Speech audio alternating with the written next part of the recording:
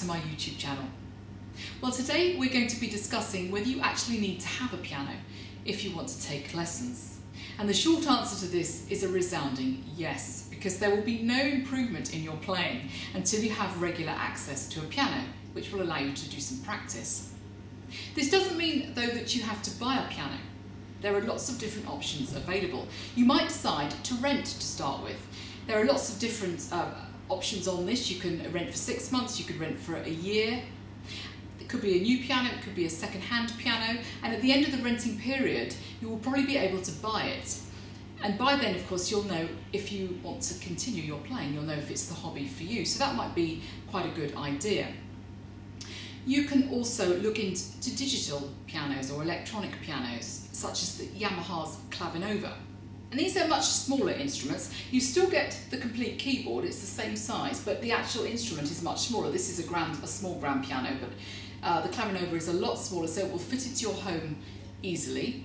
And you won't have to tune it because it's electronic, and it will have all sorts of other bells and whistles on it, like different instrumental sounds, different beats, and children often love this, so it might be a good option.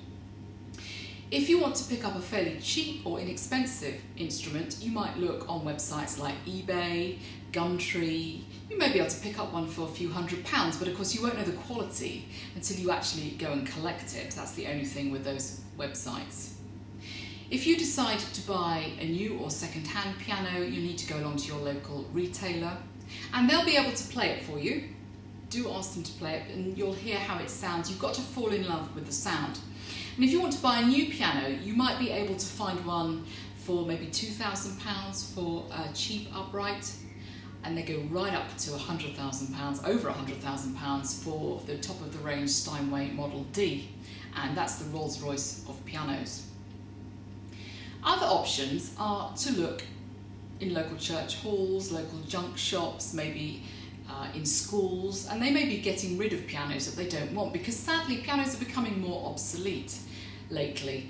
There's very little value in second-hand ones, and people tend to be giving them away, so you may just find a complete bargain.